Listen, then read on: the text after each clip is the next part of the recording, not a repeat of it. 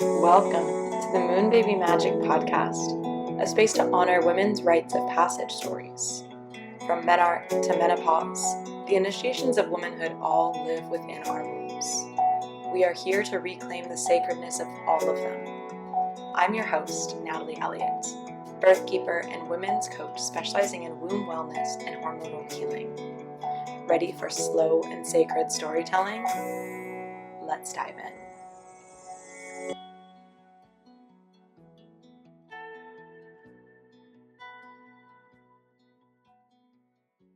Hey, women. Thank you so much for being here on the Moon Baby Magic podcast. My intention in everything I do at Moon Baby Magic is to support women in coming home to the sacredness and power that lives within their very bodies. So if you'd like to go deeper, a few resources for you. You can follow me on Instagram. I love to connect with women there. You can get the Womb Cycle Spotify playlists, your period prep guide, book an in-depth one-on-one virtual session, or shop herbal goodies. All of these are always included in the show notes of every episode, and I hope that they support you. Thank you. Let's get on to the show. Hello, women. Welcome back to this week of the Moon Baby Magic podcast. Oh, my heart is just overflowing with so much gratitude for all of you who listen lately, who have been sharing the podcast and telling me how you feel about the episodes and resonating with the women's stories. It just brings so much joy to my heart to see you all post on Instagram and share the podcast, because my entire intention with this space is that, I hold space for these women's stories who come on so that then their stories can be medicine for all of you who listen. And it's so satisfying to know that that's what's happening. So thank you. And please keep spreading the word. You never know who needs to hear something in a woman's story or what it might awaken in them. And I think really this, I've been sharing so much lately on this theme of just like really why as women we need to continuously gather. And I often talk about it in the sense of, living in accordance with your cycles or connecting with your womb, or just normalizing certain parts and relating along the journey. And, of course, there's more to it than just our cycles. But as women, like, these cycles are our blueprints for life. It's how we move through the world. And I think once we start to recognize that and we start to track our cycles, not just from, a fertility awareness method, temperature and cervical mucus place, though that, of course, is important, but from this place of just noting our energy and mood fluctuations throughout the month and seeing how, like clockwork, we go from feeling on top of the world and social and wanting to be out there to feeling kind of like this, like cloaked, wanting to be hidden and not talk to anyone ever again, cave woman, within 2 weeks. It's quite amazing and also totally normal and regular. And if you've been here for a little bit, you know that this is why I created the Cyclical Living Circle, which up until now has been my Zoom offering every month, just Zoom links sent out every month. And we meet and we share from our hearts and talk about what it means to walk this life as a woman. And we connect with each other deeply and we heal that sister wound by showing up for each other. And through this offering, I have recognized that once a month just isn't enough. And there is a need for actual in the moment support, whether that be something that comes up with your mother or a sister and triggers a mother or sister wound there, whether it is a question about if you ovulated or what this particular symptom in your cycle might mean, whether that is needing nourishing recipes, for, the different phases of your cycle. I know that this was needed. So I have am in the process of creating the Cyclical Living Circle membership, which is a space to, yes, gather for this monthly live circle on the 13th day of the goddess every month, but also for me to be able to host some teaching calls when I feel like it, a place where there's a community forum to connect with other women in real time all month. And then, of course, to ask me any questions about your health, womb journey, and more, where I can actually answer in depth and personally, unlike Instagram. There will also be a womb wisdom or wild woman book club, and that's going to be super fun. We'll read books and meet monthly to discuss those. I have so many ideas for this membership. And the best part is the first circle on November 13th inside the membership will be free, followed by a free 7-day trial in the membership so that you can get in there, see how it feels, and decide to stay if you like it. So I'm really looking forward to that. The membership will be live the day before the circle, so November 12th. But for now, you can go ahead and get on the wait list, and you can find the link to sign up in the show notes. All right, and now back to the show. So today on the podcast, we have my sweet friend, Sarah. Sarah's story takes us on a journey from deep shame around her bleed and not telling anyone that she had gotten her period for the first 3 years of her womanhood, to her womb awakening at a ceremony in Costa Rica and living in a community where she felt honored as a bleeding woman and then wanted to tell everyone she knew about the menstrual cycle. You'll seriously love hearing Sarah's stories of how she's deepened into her own womanhood, shared the wisdom she has gleaned with others, many others, and created a life in which she honors her cycle above all. This episode is imbued with Sarah's grounded spiritual orientation to life, and you won't want to miss it. So let's go ahead and dive in. Hi, Sarah. Welcome to the podcast. Hi, Natalie. Thanks for having me. Oh, this is so sweet. All right. So, as you know, the first question I always ask everyone is what phase of your cycle you're in and what phase of life you're in. So, I'd love for you to share that with me. Awesome. I am, I just finished my bleed, so I'm on day 8 or 9, my follicular phase, and I'm technically still in my maiden phase, but I definitely feel my energy shifting out of that into more of a mother phase. And I notice those reflections in my life with how I've been showing up to things. What does that look like for you to like shift from maiden to mother? It's interesting.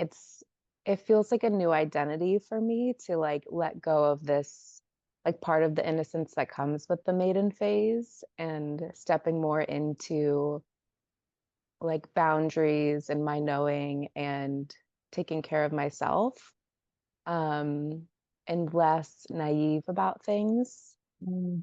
And I think in particular, growing up as the youngest of 4 daughters, and we were all really close, that maiden phase and that child was really ingrained in me for a long time as being the youngest and one who was just so innocent. And um, so a little bit of grieving too, as I can tell the phases are slowly shifting. Mhm.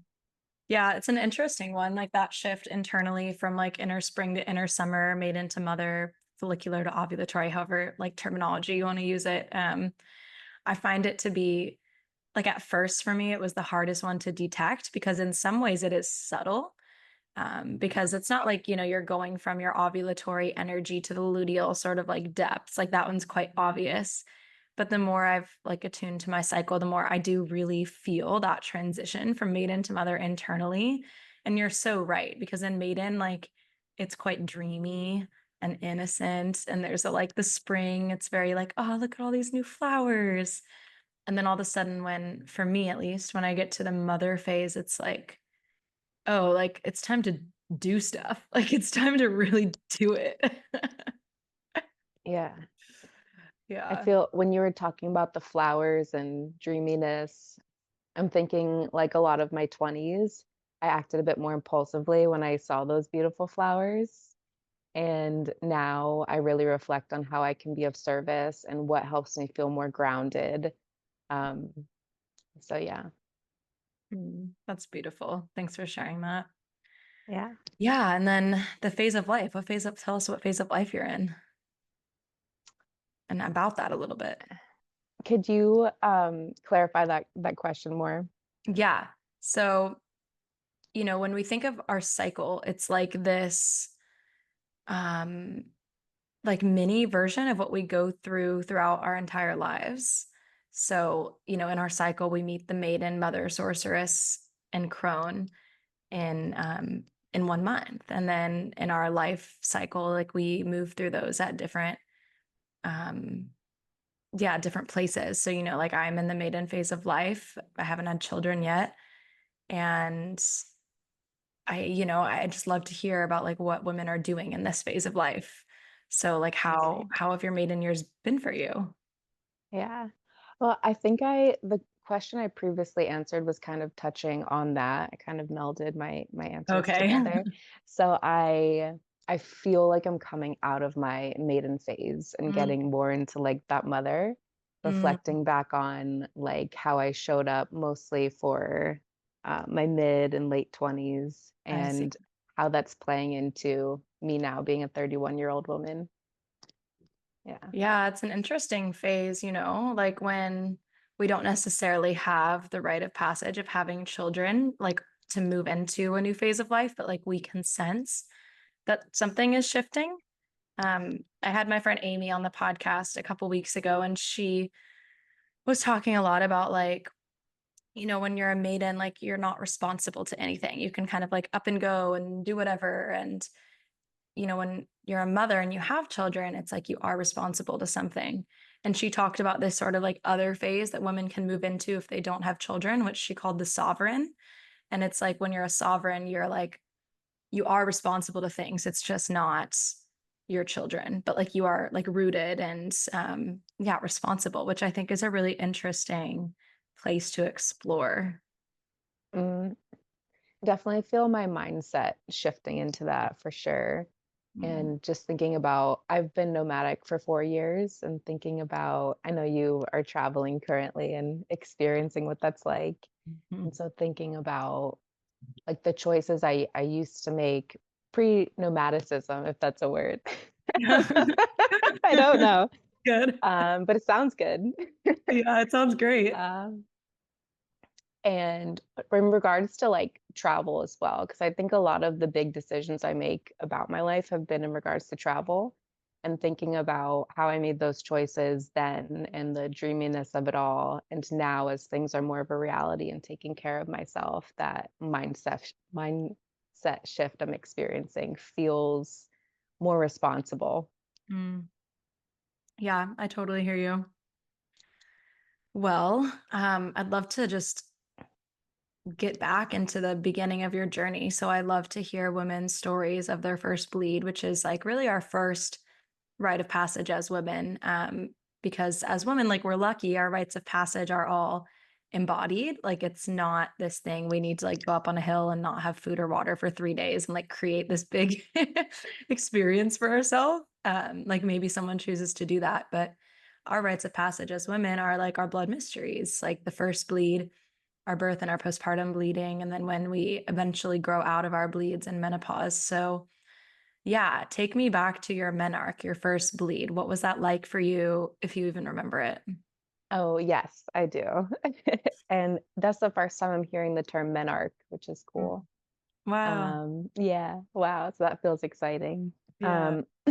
But I was in sixth grade and so 10 or 11, and I was in a pasta chain restaurant called Salad Works. I guess they do salads and pastas. Um, and I was having some cramping, but I wasn't able to identify like that exact feeling, what it was. So I went to the bathroom, which is funny because every time I visit my parents, I go back to that bathroom and I just like connect with my little girl that was so confused at the time. But my particular story around my bleed in the next couple years is kind of sad when I look back at it. So I'm glad that I'm able to share it here. But I noticed some blood, and I was with my sister at the time, and I think a parent, but I didn't tell her anything was happening. I just wasn't feeling good. And but she knew something was wrong. And I remember she had told me her friend was this kind of sounds personal, so I won't there's no names being shared. But her Okay. friend was learning to like shave down there and accidentally cut herself and was bleeding. And so I told my sister that's what happened to me, that I like found some blood, but don't worry, it's not my period. Because there was so much shame around it that I wanted to like prove that I didn't have it. Mm. And there there was another time where I had to go to it was like an emergency room, or like I went to the local hospital with my mom for something with me, and they were doing the questionnaire, and they had asked if I got my period, and I was with my mom, and I was like, "No," but I had already, and I had just, like, lied to this healthcare professional because, again, I couldn't accept the truth that I Uh, had gotten my period, and so I hid it for all of middle school, so 2 to 3 years, I hid that I had my period. oh my gosh. I know, I didn't tell anyone, and luckily I So had how older did you Oh, sorry, go ahead. so I know it's intriguing. So I had older sisters that I still didn't tell because I felt so much shame around it, but I would steal my older sister's pads, and I Okay. would only use, like, 1 every couple days because I didn't want her to notice, and so I would use that, and I would use paper towels, and when I would go to school, I would bleed through my clothes, and Oh, so I know. It's like God, so I just want to give little Sarah a I hug. know, I'm hugging her right now. Yeah.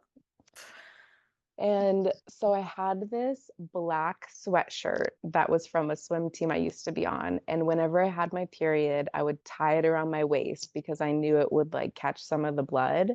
But it is sometimes got on the seats. And like, I just remember talking to a kid that he was like, "What's on this seat?" And I was like, "I don't know. I guess like somebody put their muddy shoes on it." Like, I would just come up with all these excuses. Mm. And it wasn't until, like, 8th grade, 2 years later, that I told my best friend during gym class that I had got my period, and I was so nervous about it, and that's really what it was like, lots of hiding, lots of shame.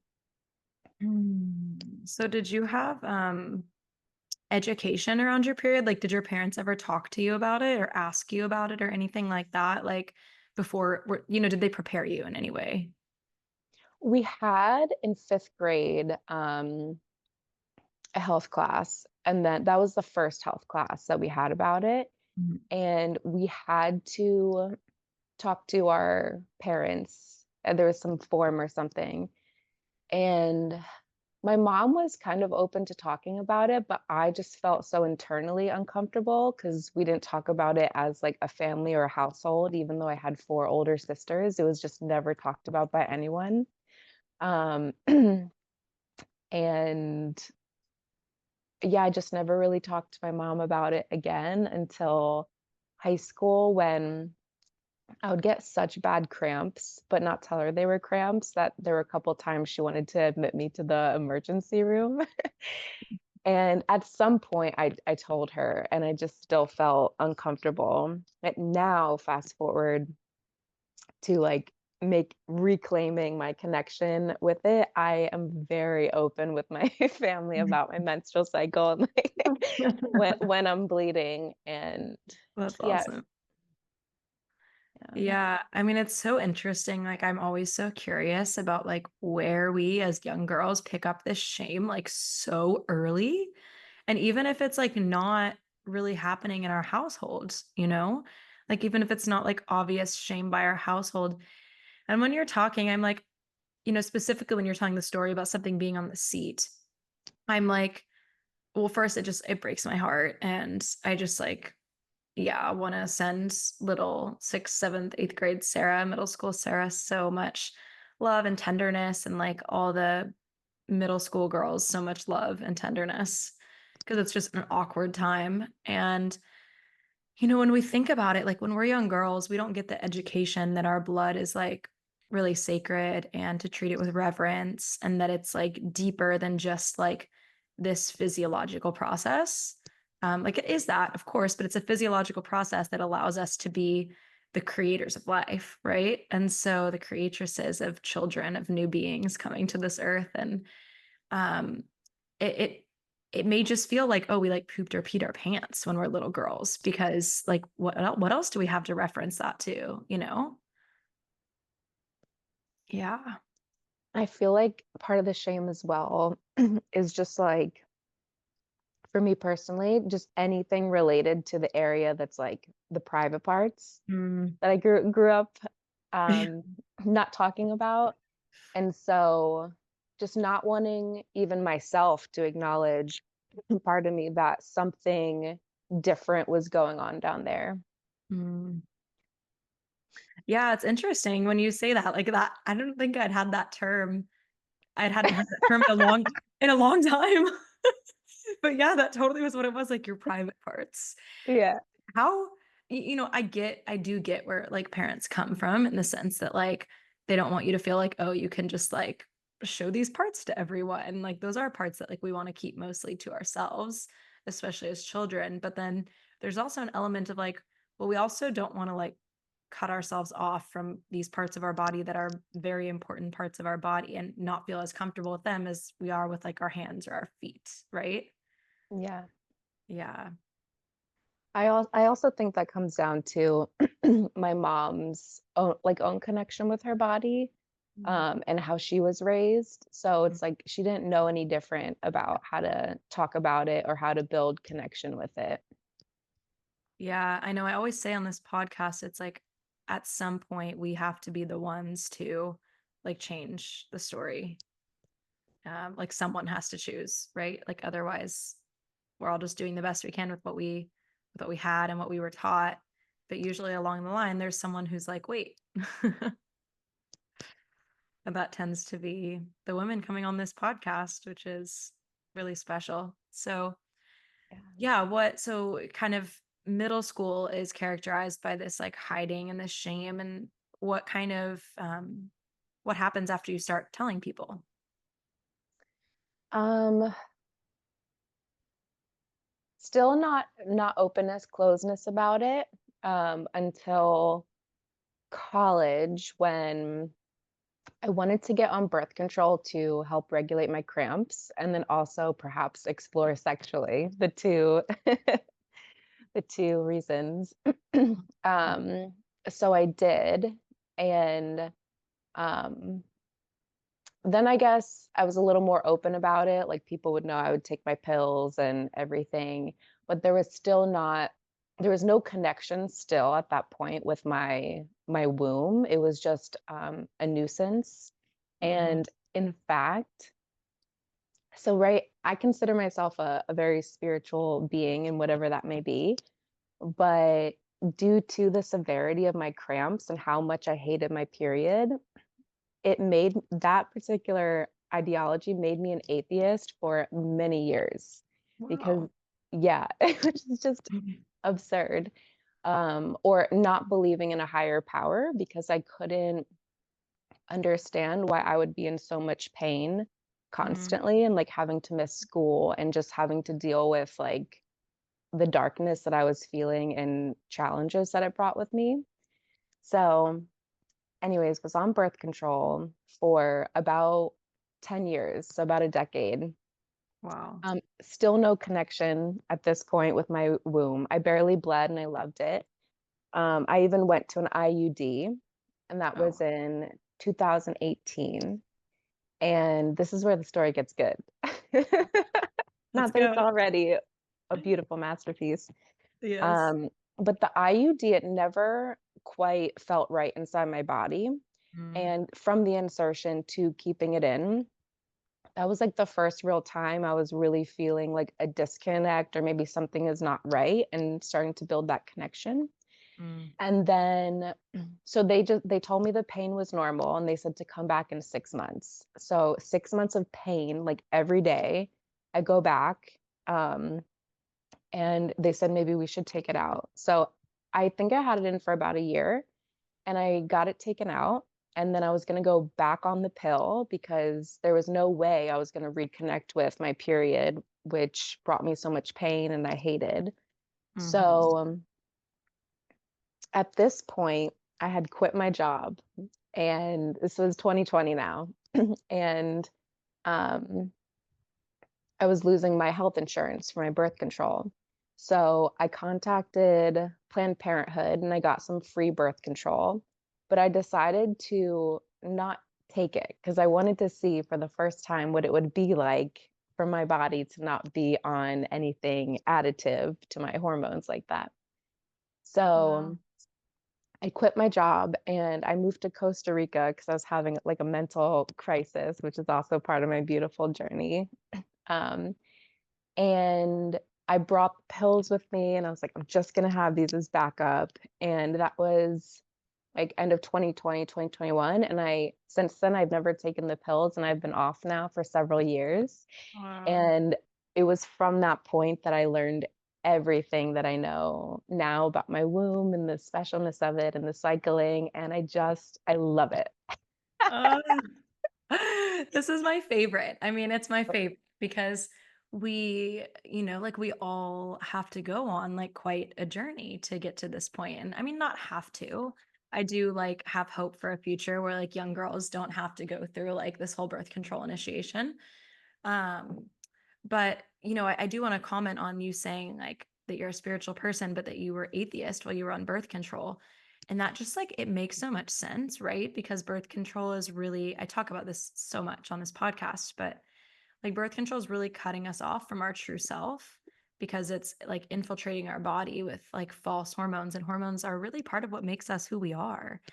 It's like our genetic makeup that like we get to then express in the world. And um yeah, and our cycle, like for me, like my cycle is really my biggest spiritual practice. And so to not have that in its like intact, normal, natural hormonal rhythm, like of course there's going to be this disconnect because yeah, it's like our wombs are our connection to God and something greater, and like of course, right? And yeah, I think it's really amazing that you were able to have this transformative journey. So I'm curious, like, if you want to share more, if you don't, it's okay, but like about going to Costa Rica and like what you learned about your womb and tell me about that journey. Yes.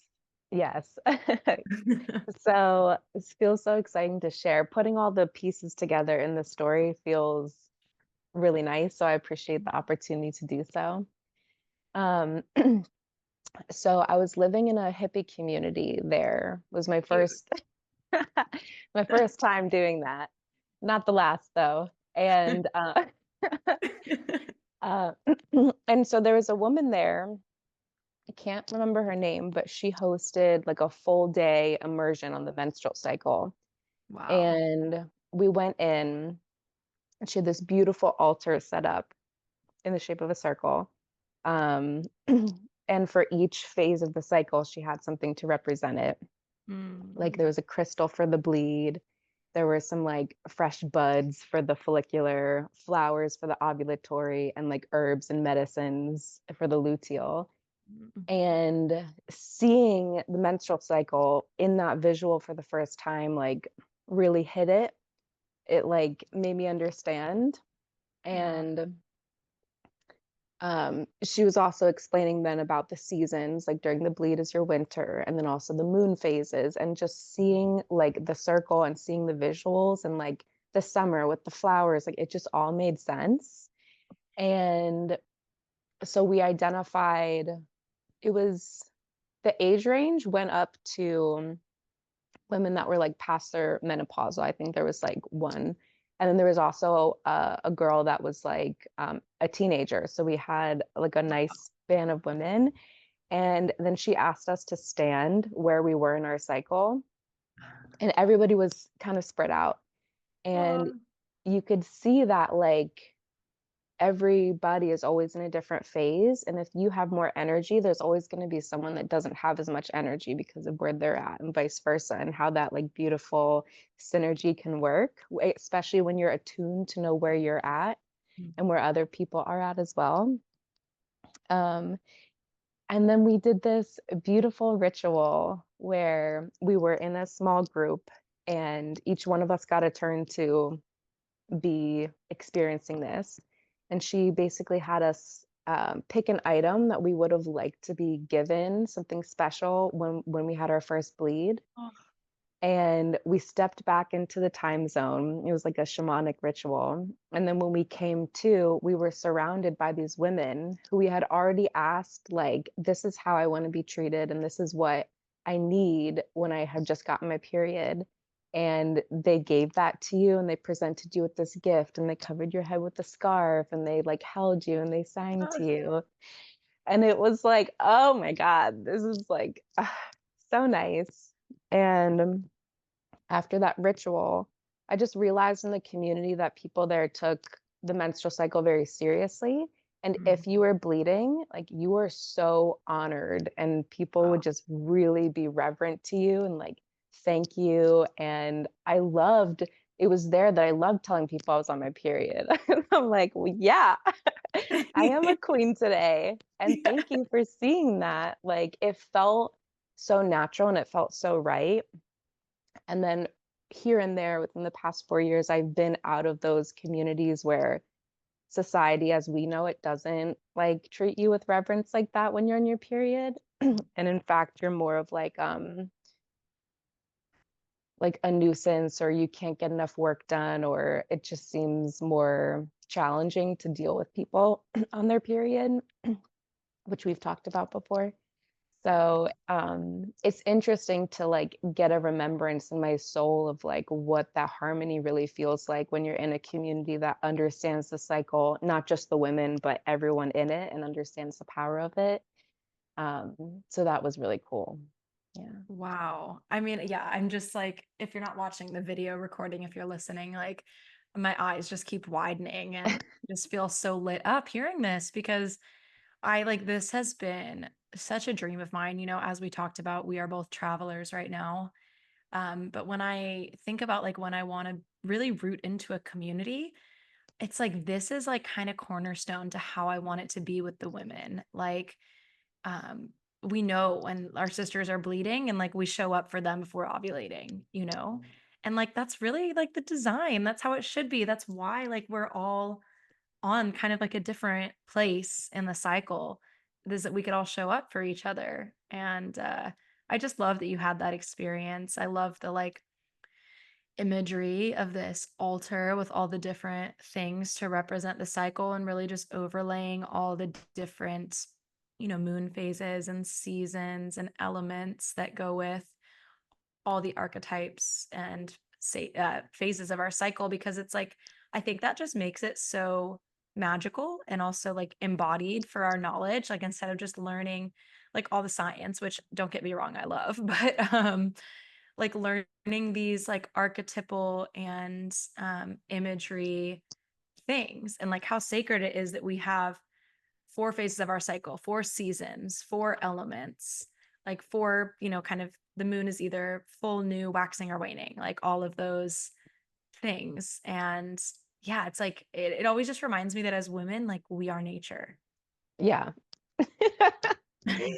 It's nice to remember that, and it's kind of shocking to think that, like, so many people and myself, like, I didn't have that connection at all. I didn't, or maybe when I was really young, like, like, I think 0 to 7 is when your brain is in an altered state where you're not yet hypnotized by the construct of society, but then Yeah. after that, you begin to think what is real is what's presented to you, and it feels really nice to remember that, and I'm Mhm. really glad that I do. Yeah, it's amazing. And in traditional Chinese medicine, they're like 7 years is like a cycle of Jing. And Mm, Jing is like your life essence. Yeah, it's like kind of hard to like have an English word for it, but it's like the essence of who you are, like what you come into this life with. And like every 7 years, like we have a new cycle of Jing. So that tracks with like the first 7 years of life being like you're just first developing your like sense of self. yeah. Mm. And Mm, I think the conversation around the second part of what you said around like honoring women who are bleeding and having that be the norm versus like, oh, what's wrong with you? And I mean, I've never outright had someone say like, what's wrong with you? Like, I'll be honest, but there is an energy of like, I worked a corporate job for a while and I've had to like communicate my needs during my period to many different types of employers and people. And it can be awkward because if you're not in a context where that's like accepted and yeah, appreciated, then yeah, for me, I I'll just share, I've worked on a lot of farms this year, and, like, obviously, I'm not gonna be doing farm work while I'm bleeding. Which, maybe 10 years ago or whatever, I wouldn't have said that, but, yeah, Right. so there's, like, 2 distinct farm experiences that I can remember. One of the first ones I worked on this year, he was, like, so totally he just got it. He was, like, a spiritual guy, and, like, he had a long, like, a serious, partner who was female, and, we had already had a lot of, like, cool spiritual conversations. He knows what I do for a living, and so when it came time for my period, I was a little nervous to tell him because it had been a while since I had, like, an employer to tell. Yeah. And, so I just said, like, "I just wanna let you know I'm about to get my period, and when I'm on my period, I like to take it easy. So what I'm available for is, like, maybe folding some T-shirts because they had a festival that they were, like, hosting, so there was a lot of T-shirts to fold. And I was, like, folding some T-shirts while sitting down. Um, but, like, the first day, I'll probably take off, maybe even the second day, and I'll make up for that work, but what I'm not available for is, like, clearing trees in the woods." Um, Yeah.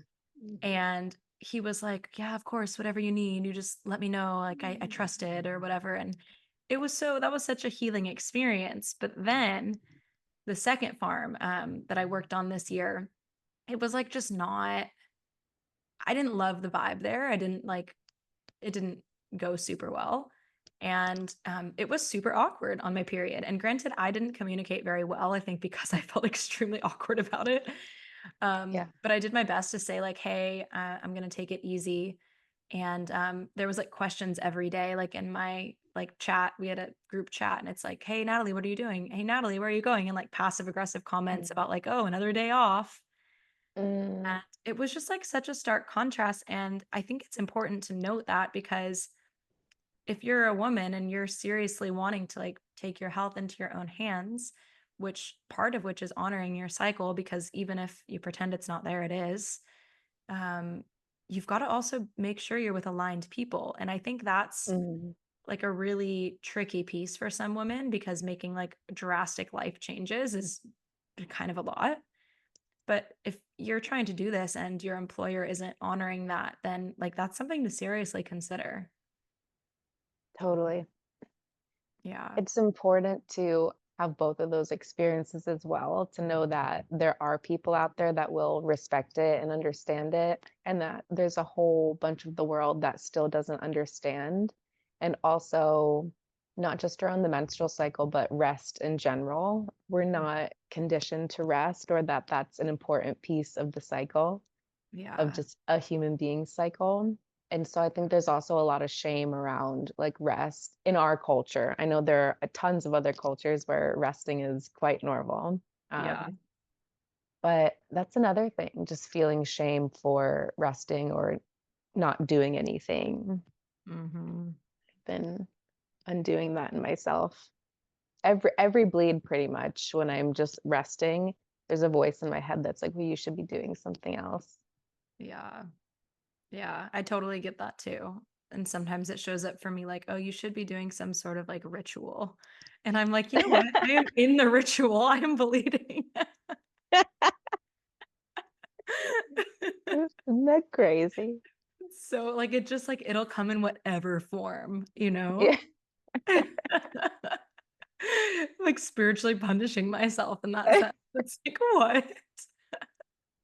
When like, I often have women ask like, "Well, what do you do on your period?" And I'm like, "I really don't do a lot." Like there's not much to do, and Yeah. that's hard, like, it takes and I don't say that condescendingly, like, it's hard, it does take some time, and, like, like, you gotta start with, like, either the physical rest or the emotional rest or the spiritual rest, like, just start with one, and, like, see how that goes. Yeah. I know. So anyways, yeah, this Costa Rica time sounds Mm. incredible. So you have this like big workshop and your inner girl gets what she wanted. Keep telling me this story. Yes. So that workshop really impacted my life, and I remember at the time I went up to her and I said, "I wanna teach other women about this." which I don't in a professional sense, but in my personal world, I am always talking about the menstrual cycle to anyone that will listen to me. But she was like, "Okay, you have to track your own cycle if you're going to talk to other people about theirs." So that was the first time I had even thought about tracking my cycle. Mm. And pretty much since then, it's taken different forms, but I've been tracking my cycle. So now I have a general idea years later of like my patterns that arise, and sometimes they don't come, which gets a little confusing when I am in one phase, but I feel like I should be in something else. Um, so then I'm trying to think. There's two other pieces to the story that I want to share, and I can't quite remember which comes first. That's okay. Okay, so so my nomadic journey has been insane. And after Costa Rica, I actually went and I lived in Southern California, which is where we met. Yeah. Is where we met. And so I was living at a retreat center for about a year. And a couple weeks ago, it actually just burned down the whole thing in the whole neighborhood in a Wow. fire. Yeah. But while I was there, I was working with some medicine women and I was working with ancestral healing. And so, whatever mental challenges I was having that caused me to quit the life as I knew it had led me down this insane healing path with learning a bunch of different things from the menstrual cycle to ancestral healing to shamanic work and dancing and singing and just so many medicines that are now in my tool belt that were not there pre mental challenge. I'm not really sure what to call it. Mental It's all good. We can call uh, it mental challenge. mental challenge. So I was there for about a year, and then life took me to basically reconnect back with my mom, who I hadn't lived with for about a decade. Um, we also have like a challenging dynamic. Mhm. And so I was living with her, and for income while I was there, I became a substitute teacher. Aw, that's so cute.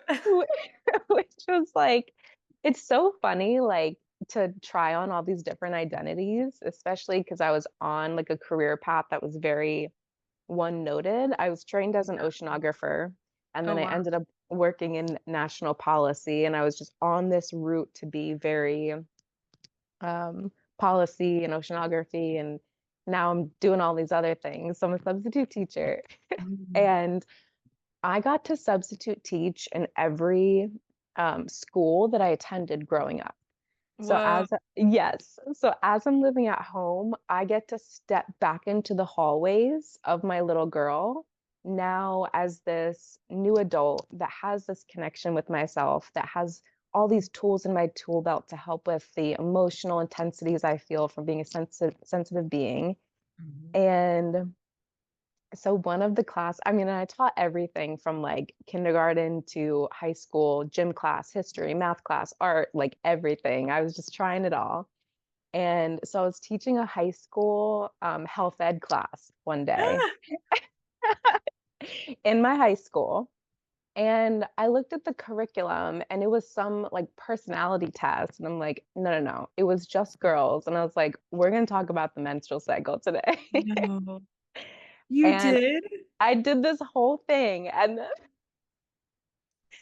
the school like notified the contracting company and asked me not to come back. Oh, no.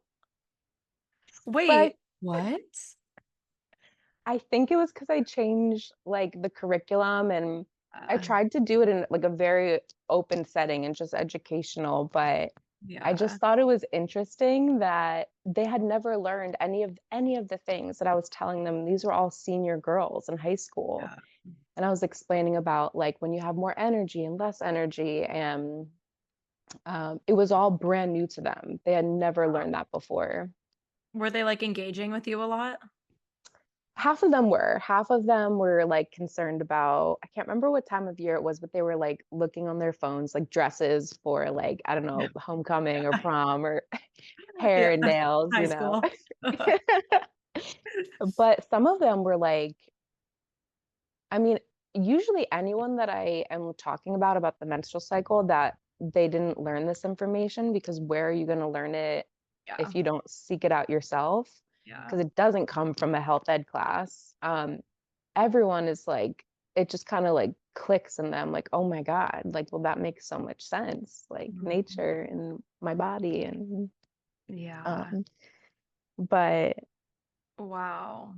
yeah. Yeah, I want to stop you there because I want to talk about this for a second. First of all, yes, like I can really relate. Like when I started learning this information for myself, I could not stop talking about it. Like I was telling, I've always worked at yoga studios. Right now I'm not because I'm traveling, but since I was 18, like I've worked at yoga studios and yoga studios, like there's sometimes men, but it's like generally tends to be, especially the teachers, like a really solid group of women. And so I'm grateful for that, that I've always had like really solid groups of women because of yoga studios. And I remember just at the yoga studio, like constantly being like talking to everyone about menstrual cycle to the point where like someone would come in and be like, Natalie, I had these cramps and I'm not sure, like maybe I ovulated yesterday. And or Natalie, like when can I have sex and not get pregnant again? And like all these, I was just fielding all these questions because women were enthralled. Like they needed this information, they wanted it. Yeah.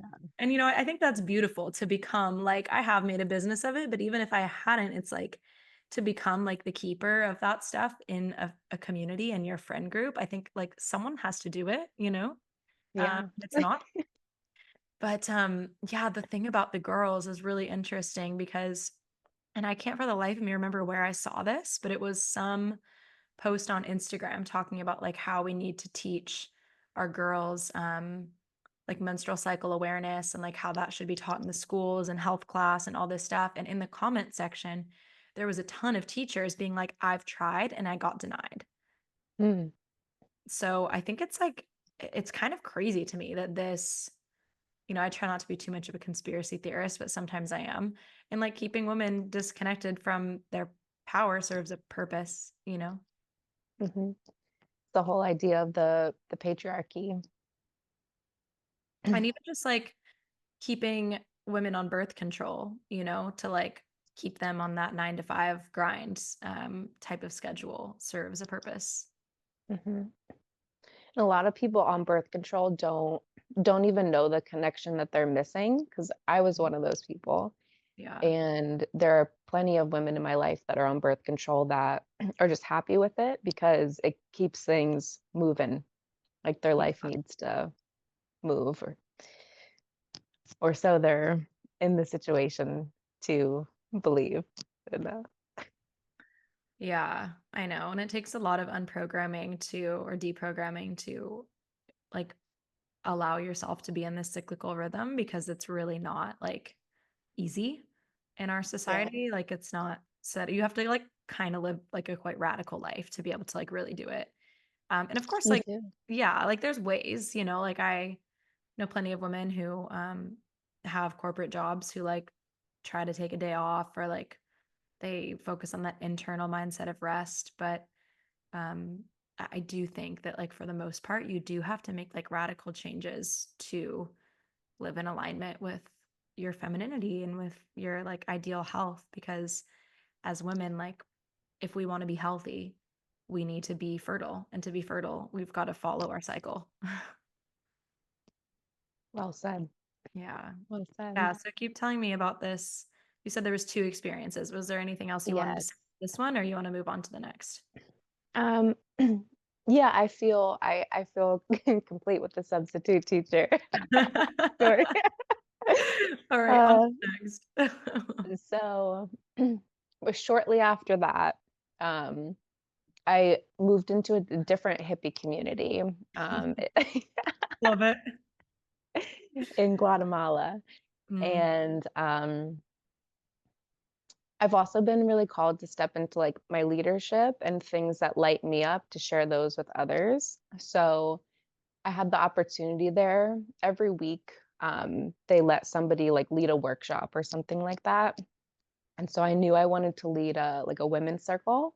And mm, then I had the idea to, and I've had my toes here and there in like shamanism and leading people through journeys. mm, So I knew that I wanted to give women the experience that I had at in Costa Rica at the community there.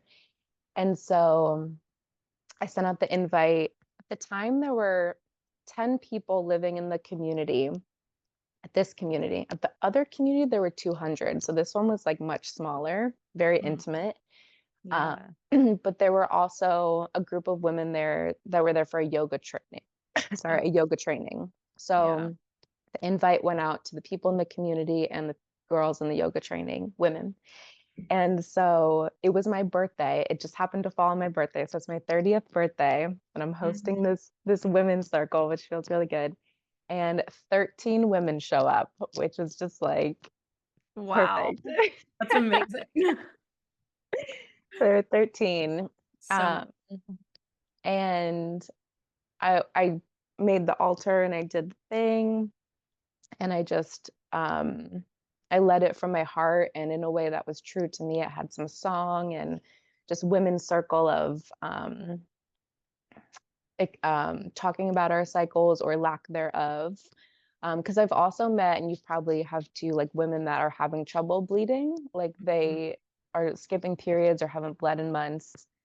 Um, so it was really powerful to do the ceremony that we did, and I got some like really beautiful feedback. So I knew that in that moment, like that was meant to be done. Um, and there was a particular woman there who hadn't bled in months. There was actually two. And I saw this done once or twice in my past where a woman who's having trouble bleeding, I'm not sure if you've seen this before. A woman who's having trouble bleeding holds her womb to a woman that is bleeding. Have you seen that done before or mhm. okay. And I swear, Natalie, the bleeding just starts happening. So there were two women in Guatemala that this wasn't happening with, and both those women started bleeding in the next few days after I think like ceremony, but also like holding the womb to womb of a woman that is bleeding and just breathing with her. Ugh. It's just crazy. It's not crazy, but it's like No, that I know is what you mean. Yeah, I totally know what you mean because we're like, it's crazy because like in our culture that wouldn't like be considered normal, but it's also like, of course. the wombs, they talk to each other, they hold each other. Hmm. And it's very something I noticed in these like hippie communities is that the way people are like intimate with each other, like friendship, the way they hold each other and look at each other and like touch is very normal. Mhm. And so the bodies are meant to be like syncing with each other and playing off of each other and supporting each other, just our nervous systems alone. Um, but in society, as I grew up in and experienced it, we don't have that like intimacy in a lot of our relationships. Mm, that's a good point. Yeah, I mean, I haven't had that experience of like a woman who's not bleeding touching her womb to a woman who's bleeding, but I have like held lots of women's circles and had women text me the next day being like, "Oh, my blood came," just like being in this like feminine energy. So it totally makes sense. Yeah. Wow. So I just bled last week, last Tuesday, and my bleed came during I just signed up for this like singing course that I'm doing, and it's all women. And my bleed came during the singing course, singing with the women, even over Zoom. My body was like, "Yes, you're so held, and you're held in song." That is so amazing. Yeah. I love that. Oh, it's so magical. Yeah, I have another experience too with one of my friends who was on the podcast a couple months ago. I think her name's Emma, and I think we actually talked about this on the podcast where she her bleed was late when we met. We actually met at the farm that I didn't really like. Mhm. She didn't really like either, which is fine. We met each other, and that was such a gift from it. But she was not bleeding and we met and like she asked me for my support. Like she was like, "Oh wow, like I'm not bleeding." And all of a sudden there's this like woman in my life who knows a lot about this. And so we had a couple really good conversations and I started my period and then the next day she started hers. And Oh. it's just so special, It's like we as women, like we really are in this like global sisterhood. Like our wombs are all communicating and connected. And of course, it's like the same as like the fungi network, like the mycelium or like the roots of the trees supporting other trees. Like we are all connected just because we're all nature. Yeah. Oh, that's beautiful. That Mhm. is a That's nice good to gift to think take away about. from the farm. The Yeah. Yeah, it was a gift. Yeah, it was a blessing. Wow, and it's so special to be able to, like you asked this woman in Costa Rica, you were like, I want to teach this. And you like spent some time getting embodied in it and learning it, and then you did get to teach it. I did. It felt really special. Yeah. And the nature around, it was a lake that had three volcanoes on it. Mm. And so it's just like the water there that's charged and like the volcanic energy and especially the energy of volcanoes that like there's so much under the surface, like just so much energy there. It really feels like womb energy too. Wow, Yeah. yes. That's Yeah. amazing to think about. So Yeah. this was about a year ago then. Yes. So this was not this June, but last June. Okay. And so from my life's taken a lot of twists and turns, as we know. From that experience, I decided to sign up for a job on sailing vessels called tall ships. I don't know if you know that I did this or No. I mean, it's bizarre. I've never sailed in my life, but something in me was like, I'm going to sign up for a year living and working on a ship. Wow. So I did. I felt like I have a lot of water in me. Like water is an element I really connect to the most. And after leaving my job, like in oceanography, I was very like land-based. Costa Mm, Rica, I was in the forest, and um, California, I was also in the forest, mhm. and just very land-based. And I was like, I think the ocean is calling me again. So long story short, it was crazy. I lasted 5 months on the first ship that I signed up for, but it was such a difficult job to live cyclically in. Yeah. And it was like physically like the most demanding job I've ever had because you have to take care of the ship. So you have all the chores. And then during the day, I was an educator. So Mm, kids would come on and I'd explain, but we sailed every day and um it was really difficult. So on a ship every day you have a muster with the crew, which I really like. There's aspects of the ship that I enjoy because you have to be such a community because it's your mhm. home, it's your workplace. Um, Especially with wooden tall ships, like you have to take care of the ship because the ship takes care of you because it's sailing you places, which is Yeah, pretty cool. that is cool. Um, so in the musters in the morning, it was just they're talking about work, work, work, work. And I'm like, you guys, I'm bleeding today. Like I can't haul up the sail. And like everyone was so uncomfortable, like every time I would talk about my menstrual cycle. But that never stopped me. I never let up. Yeah. And then I was probably the oldest on the crew, and there were a bunch of younger females that were like curious about what was going on. But then not just about like the menstrual cycle, which I did lead like a workshop for the crew on Cute. the on the menstrual cycle. But also in advocating for myself. So saying like, hey, I'm bleeding, so I can't like lift as much today.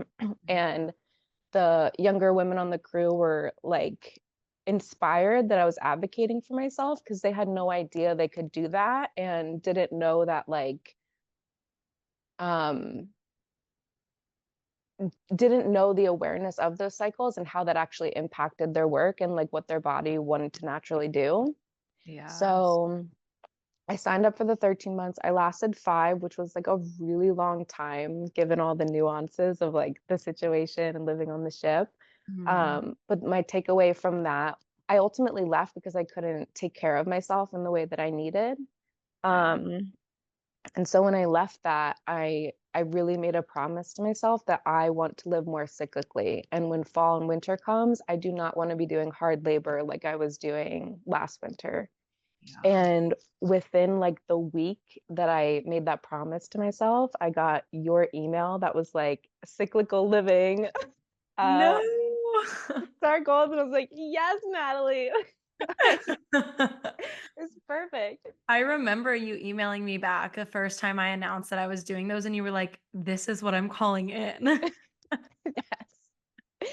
It was just so perfect. I couldn't, it was one of those universe things where it's like I was heard. I was heard that there's support out there and that I am not living on the ship. I felt like a black sheep, like what I was Mm. saying wasn't enough. And it got to a point where they said, like, we can only do so much to support you, to where like this might not be a good fit. And it's like it is not a good fit. Like I want to live more cyclically and I have to make changes to do that. Yeah. I love that you could also be someone that the like young girls saw advocating for herself. I mean, maybe they weren't young girls, young women. But yeah, I feel similarly like when I was on the farm that I didn't like, without naming any names, when I was on the farm that I didn't like, there was a girl, a woman, she wasn't that much younger than me, but she was just a little like shy. And it was the same thing. Like even though they were rude to me about taking time off for my period, I still didn't like stop what I was doing. And she was like, how do you do that? Like I was like, you just let people know like what you're doing. Like no one owns you in this life but yourself. And so if you setting your boundary, it means that like someone says, oh, you can't work here anymore. Oh, this relationship isn't going to work anymore. Like, so be it. And that's how we decide like what our priorities are. So is my priority to take care of myself or to have this job to take care of myself? And it sounds like that's your priority too. And you got to really demonstrate that for young women, which is so important. I love that you're just going everywhere and teaching everyone about their cycles. How amazing. It's got to be done. No, It it is. just it means so much to me and how I like structure, especially like my social life and my creativity. And when I want to do things, it gives me permission to rest and it gives me permission to create and to be social or to be a little more introverted. And I love that permission because it makes sense. It's an agreement with my body that nobody else can tell me about. Yeah. Yeah. It is a beautiful blueprint, because there's a season for all of it. There is. Speaking of, how do you feel when nature's luteal phase fall is coming? Like how does your different phases of the cycle play into the general luteal phase that nature's in? That's such a good question. Wow, I've never been asked a question on my podcast. No, that's a really good question. I'd love to get into that because I was just thinking about this the other day. Right now, I'm on day 25 of my cycle, so I'm in my luteal phase, and it's fall in the world. So I feel like there is this alignment.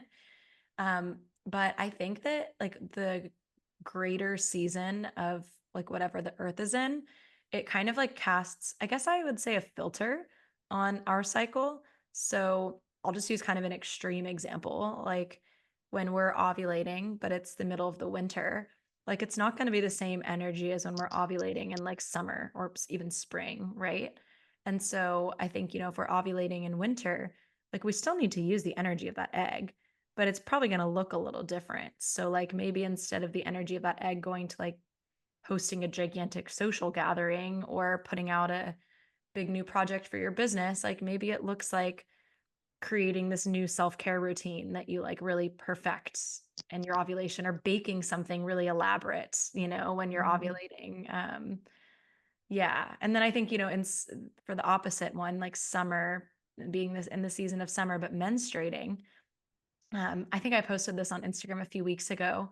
Like I would just go like lay naked on hot rocks outside, which like I would never Mm. like go be naked in nature in the winter when I was menstruating. Like you got to stay warm. But like in the summer, I love just going and laying in a swimsuit by the water and on my period because it was hot outside. I like kind of wanted to be out, but I wanted to be resting. So I think that it does change a little bit. Do you feel like that too? Yeah, I do. I had just before this bleed, my luteal phase was extra fall-y. Yeah. I felt so heavy. I just felt like everything was just falling down inside me. And luckily, one of my medicines is singing. And when I feel intensity, like a song will just come to me. So I was able to use that energy, that like heaviness, and like create music out of it, which felt really healing.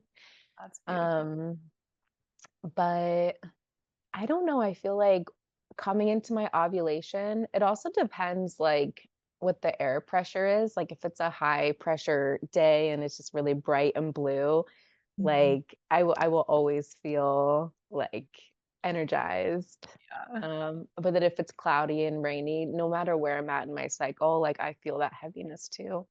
Yeah, I think it's so true, and sometimes in the cyclical living circle, we talk about that, like women not feeling like super in touch with the phase that they're in. And I always like to remind women that it's like there's so many other circumstances in our lives. So like while I do look to my cycle to be like my first layer of context, like there are many other layers of context. Totally. Yeah. Yeah. Which is why it's good to know the general blueprint so then you can have all the information and just ultimately listen to yourself. Exactly. That's really what it is. Yeah, so tell me like what's happened since you got my email about the cyclical living circle. Bring us to the present moment. Yeah. So I think at that when I had left that ship and I was trying to figure out what to do with my life, I temporarily took a job on another ship where I was living in a house, in a crew house, and then would just walk 5 minutes to the ship for work.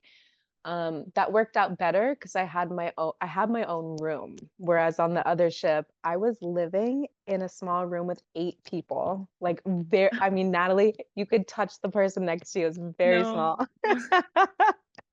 All I had was a curtain and like 2 feet of space for me to like change. Oh, I Um, can.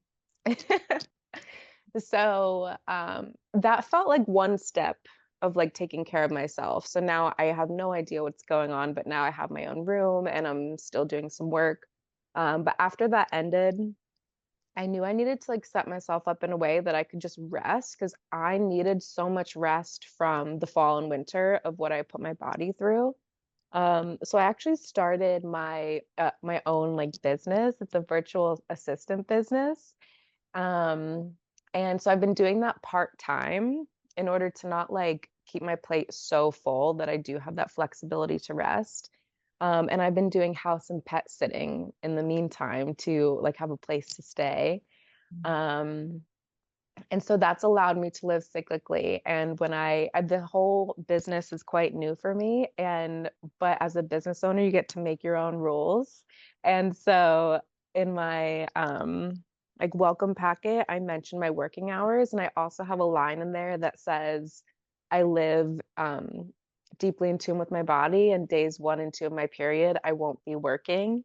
And I say it a little more nicely than that. But that felt so empowering to write and that I have the power to say that and that's Wow. how I want to live and I'm putting that out there in the world. Oh, Um so who knows what's coming next. There's definitely like a lot of mystery ahead of me and also thinking about like more income and choices that I'm going to need to make in the future. mhm. I think I will come up against more situations where like I'm learning to choose myself and also express to the people around me my needs more as things change. Oh, I absolutely love hearing all of that. And it's just an example of like how we can set up our lives in so many different and unique ways to meet our needs. And it's all about what you prioritize, because you can prioritize like making a lot of money, but not living cyclically, or you can prioritize like the slow builds and figuring things out with your cycle being like the center of the wheel, right? And I love that you put that little line in your contract. And for anyone who's listening who has their own business who does something like that, like take that idea. That's such a good idea. Just give people a Because heads up so they know. And I've gotten feedback from that that's like, "Oh, that's such a good idea," from clients that are like, "I need to do that more." It's like, "Yeah, go on with your bad self. Do it. yes, like Take that rest day." you get to choose. Like you get to name what you're doing in this lifetime and like you get to decide, right? And Yeah, that's a beautiful part of it. yeah. Sarah, it's been so beautiful hearing your stories. Do you have anything else on your story that like feels like an important point to share? Mm. I think so. Mm. My connection with my womb is not perfect, and in general, the way I take care of myself, there are ways that I can improve, or so my inner critic and mother of myself, my mother, me as the mother says. And I just want to acknowledge that however I am taking care of myself, however I'm showing up, whether I do all the things that I feel I'm supposed to do, or some days I fall short, that it's all perfect and how it's supposed to be. And if there's any shame or guilt around how I am conducting my life and making my choices, I want that to dissolve in love. And I also want to ask for support from all of my guides that I do have to help me continue to make choices that help better my body and my connection to self so I can further be of service to others. Mm. Amen, sister. It's a beautiful prayer. Thanks. Well, the last question I always ask everyone on the show is if there's a piece of womb wisdom you'd like to leave the women who are listening, what might that be? Mm. Like coming from my womb. Yeah, like whatever your womb is speaking that needs to be shared. Let me check in. Mm. Probably to spend a little more time physically on the earth if you can, like on your back or on your front. Let her touch the earth. And she says, and then see what happens. Yes. Thank you. Yeah. Well, Thank you. Sarah, I'd love for you to share just where women can find you and what you're up to in the world, what you have to offer, anything that comes through with that. Yeah. So probably my personal Instagram. You can find me on there. I post creations that I make, art or music. And that's Divine Wild Creations on Instagram. And then, as I mentioned, I work as a virtual assistant, primarily helping female entrepreneurs in the healing space. I don't want to make my plate too full, but if there is somebody that feels like they align where I can support them and it feels really good, then you can reach out to me on my Instagram and we can chat about it. Beautiful. Yeah, such an important service. Thank you. Thank you so much, Sarah. It's been so sweet having you on here, and I just absolutely loved hearing your incredible stories. Oh, thanks, Natalie. This has been fun. Thank you for tuning in to the wisdom of the womb today. It's truly an honor to bring these stories forward, and it would mean so much to me if you'd rate and review this podcast so that it can reach even more women. If you're looking for deeper support, you can find the link to book a one-on-one virtual session in the show notes. See you next week.